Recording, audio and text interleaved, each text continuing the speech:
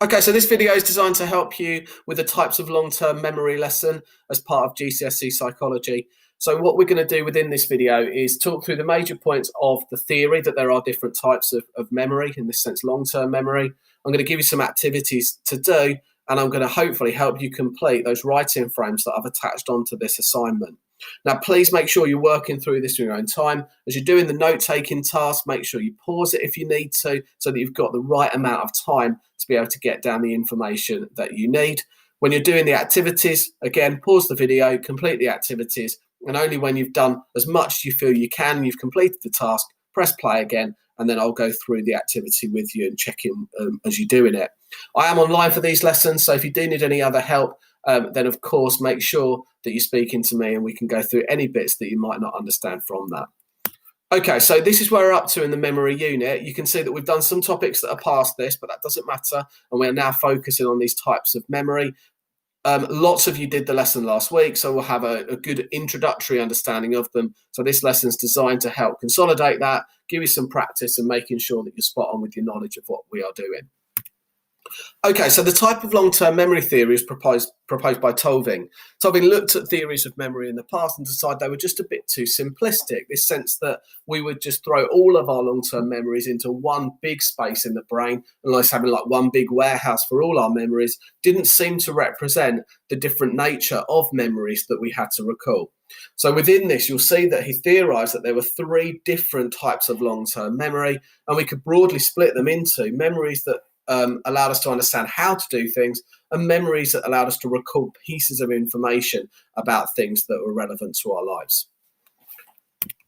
Okay, so I'm going to go through each of these different types of long-term memory. As I'm going through, just get your notes down, and for each one, I'm going to ask you to come up with your own example. So as you're going through them, see if you can kind of be thinking in your head about what might be a relevant example. So the first type of long-term memory proposed by Tolving was episodic memory. Now, the best way of thinking about our episodic memories are like our brain's diary points. We are keeping a recollection of those events that we've personally experienced in our life, and those sort of learning events and episodes are all stored within this particular area.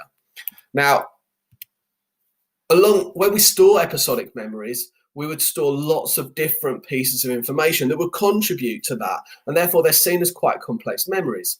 If you think about something such as a birthday party you attended, you wouldn't just remember one piece of information. You wouldn't just remember that you attended that party. You'd remember where it was, whose party it was, other people that were there, how you felt at the time. So you'd remember all of these other pieces of information that allow it to be actually quite a retrievable piece of information, because you've got lots of hooks, lots of cues that you kind of encode and you store with that particular memory. Now, because we would store the time at which that memory was created alongside it. So from my birthday party example, we would remember when the birthday party was. It's referred to as being time-stamped, and this is something true of all episodic memories. Now, this isn't true of other types of memories, as we'll notice as we go on, but it's something that's useful as an elaboration point. So when you are describing episodic memories in an exam question, being able to talk about the fact that it's time-stamped, that the time at which the memory was made is incorporated within the information, is a really good piece of detail to give. Okay, so I've given you my example of a birthday party. I'd like you to come up with your own example and add those to your notes as well. The second type of long-term memory we're going to look at is a semantic memory. Now, semantic memory, if you think about the word semantic, well, semantics are what things mean. That's what we talked about when we mentioned semantics in terms of encoding, that our brain stores things in terms of what the actual meaning of them is. And these are all what we'd incorporate into our semantic memory. It's helping us understand the meaning of the things in the world around us. And therefore, it's often described as being sort of a combination between our brain's encyclopedia. It tells us all these different facts about the world that we live in, but also the brain's dictionary, because it's also going to help us understand language and interpret what different words mean as well. Now, these memories aren't time-stamped. If you think about, a piece of information about the world, such as what the capital city of Spain is, you wouldn't remember when you stored that and when you had that piece of information the first time. You wouldn't be able to detect it. And if you could, it's now because you're referring back to an episodic memory where you're thinking back to maybe a specific class you were in. But in our true sense of semantic memories, these aren't time-stamped. We don't remember when we learn these details about the world around us. We simply know what they are. So I've given you my own example there. A semantic memory would be the fact that Madrid is the capital city of Spain. I want to see if you can come up with your own example of a semantic memory as well now and add those to your notes. Finally, our third type of long-term memory is procedural memories. Now, these are very different to the first two types of memories we've looked at, because where the first two are described as being declarative, as the fact that we would be able to talk about these freely, these are simply our how-to. I've kind of given you the sense of a manual there, but it's a real practical manual there. It's how we do all the physical skills that we are able to do as an individual, and we're able to do processes. So for this reason, it's often referred to as being our muscle memory. Think about something like being able to walk, being able to run, being able to jump. These will all take an amount of memory. We have to remember how our muscles work and how we are able to coordinate our body to achieve that action. But we don't often inspect that. By that, we don't think about it. It just comes very automatically to us. But that doesn't mean that it's not stored within our memory. So because of that, we have these quite easily recalled pieces of information. If you've ever heard that expression, oh, it's like riding a bike, and that's often referred to as being the fact that you could just go and do it, even if it's been a long time since you did it.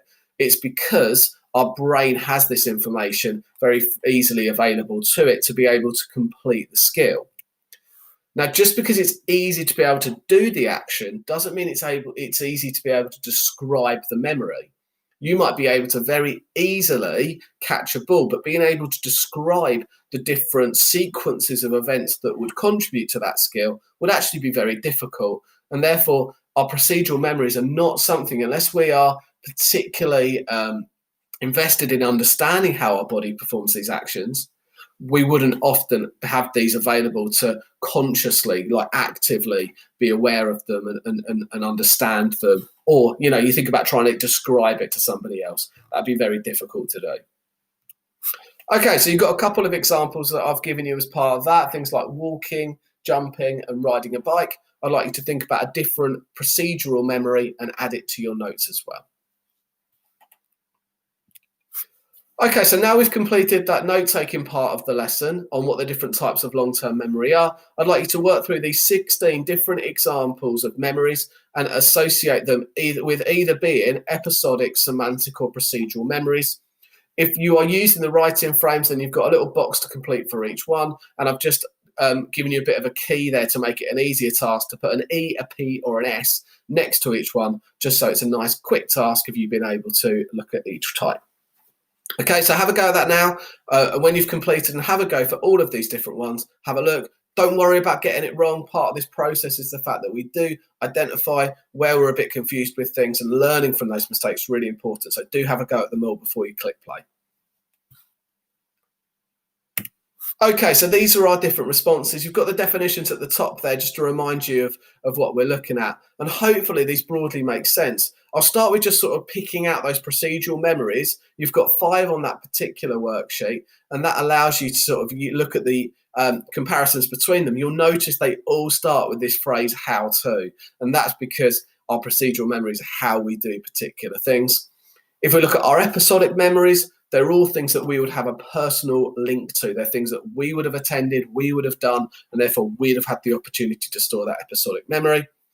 And when you look at the semantic memory, you're looking at things that they're general knowledge points. We will understand things like where the Eiffel Tower is. That doesn't mean that we have had to have gone there ourselves. It might be something that we've just picked up through our knowledge of what we're doing. Okay, for this second part of the lesson, we're going to look at some of the evaluation points and and a couple of studies that help support the fact that there are these different types of long-term memory. So I'm going to show you a clip involving Clive Waring. Clive Waring is an individual who suffered from amnesia. So this is a physical condition of the brain with Clive because of an illness that he has that means that it is affecting his recall of information.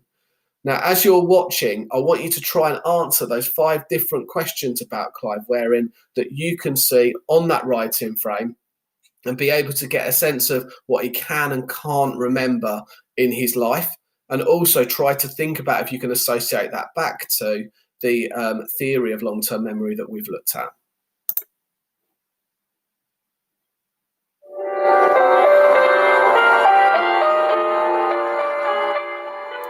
One man is consigned to live entirely within the present, with terrible consequences. Clive Waring has the worst case of amnesia ever known. 20 years ago, he lost his memory, and now his wife, Deborah, is the only person he recognizes.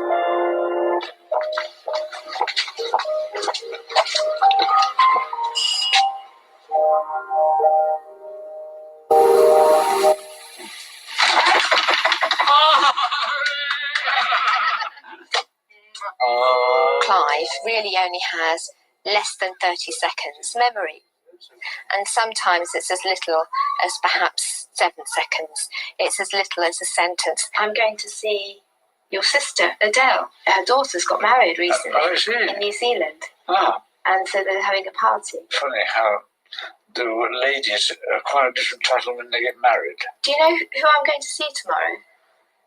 Buckingham Palace. No, really guess. I don't know. You don't know? Adele. Oh, is it? Do you know why I'm going? No. She's having a party at her house tomorrow. It's her birthday, isn't it? No. Yeah. Do you know why? No. It's to do with her daughter. Oh, is it? Do you know why her daughter's having a party? No. Guess. No, I don't. She's just got married. Oh, is it? She just got married in. Do you know what country she just got married in? No, I don't. In New Zealand. Oh, is it? Yeah. The sentence he is in, he will probably have forgotten the sentence before. You ask him a question, and he'll give you an answer. But while he's giving you the answer, he's already forgotten the question. That's how short it is. I'm going to see your kids tomorrow. You see my kids? Yeah, your children. What are they up to now? Do you know what they're up to now? No. Guess what you think they're up to. No idea, I couldn't guess. I don't know what their O-levels were. They hadn't got their O-level last time I was conscious. So I didn't know what possible thing they could do, did I? Nope. No, I couldn't possibly guess. Where do you think they are? No idea. So where I am. Nope. All he has is void behind him. Must be like death. I've never seen a human being before. Never had a dream or a thought. The brain has been totally inactive. Day and night the same. No thoughts at all. As far as I'm concerned, the doctors have been totally incompetent. I've never seen a doctor the whole time. Oh, look, she's come.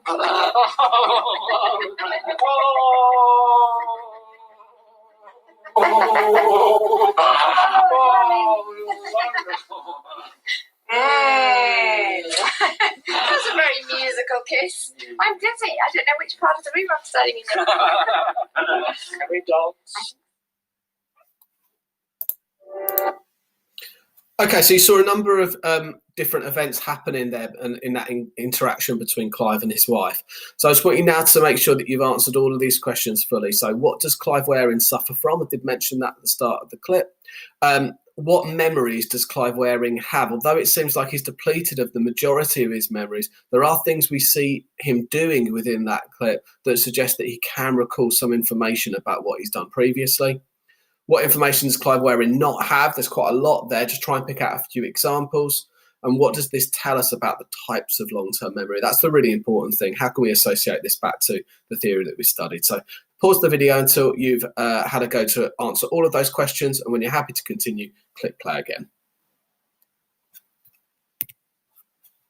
Okay, so the first thing is, what does Clive Waring suffer from? So like I mentioned there, the term we need to use here is amnesia. Amnesia is that condition of a loss of memory. In Clive's case, it's due to brain damage that's been brought on by a specific viral illness that he suffered from that's now permanent for him. So that's the scenario he's found himself in. And studying people like Clive Waring in this time of case study is really useful to be able to understand how the brain is processing memories even when things are starting to affect it.